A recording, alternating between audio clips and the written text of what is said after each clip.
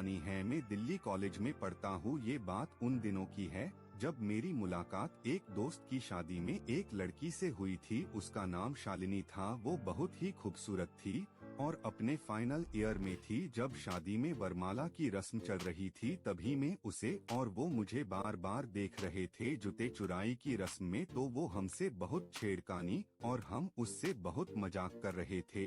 पूरे 3,000 रुपए में बात तय हुई थी। शादी हो गई और वो अपने घर चली गई।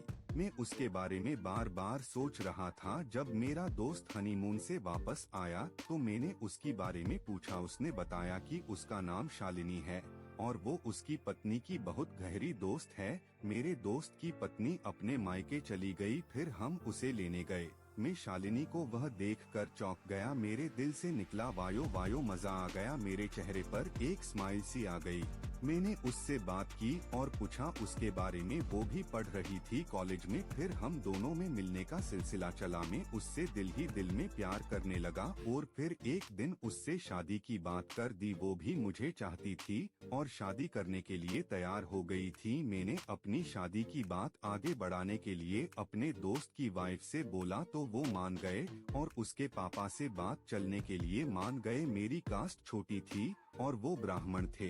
बात तो शुरू की बार उसके डैडी और भैयों ने मन कर दिया। हम दोनों कई बार मिले और भाग जाने का फैसला भी किया और एक दिन दोनों घर से निकल गए और साउथ में रहने लगे। हमारी खबर किसी को नहीं थी, मेरे दोस्त के सिवाय। चारों तरफ उसके भाई मेरी तलाश में लग गए। मेरी पुलिस में कंप्लेंट भी करवा दी। मुझे डरने की कोई जरूरत नहीं थी क्योंकि हम दोनों 18 साल से ऊपर के थे। 2 महीने हम दोनों वह रहे और एक दिन उसका भाई मेरे यहाँ आ गया। उसने हम दोनों को धमकाया और मुझे जान से मरने की धमकी भी दी। मैंने सोचा कि वो कुछ नहीं करेगा, पर कुछ दिनों बाद हम दोनों को रास्ते में ही कुछ आदमियों ने घेर लिया और मेरी पत्नी को मार दिया। मैं वह से भगा पर भाग न सका और मुझे उन्होंने बहुत मरा। मेरी सांस चल रही थी। मैं भगवान की कृपा से बच गया था। मैंने उनके खिलाफ कंप्लेंट करी। थाने में उन पर केस चला और उसके भाई समेत 4 लोगों को उम्र कैद की सजा सुना दी। कोर्ट ने मेरी जिंदगी अब बर्बाद हो गई है क्योंकि मैं अपनी टांग को बैठा हूँ। रोज रो रो कर अपनी जिंदगी बिताता हूँ। अब सिर्फ मैं और मेरी तन्हैया रह गई है।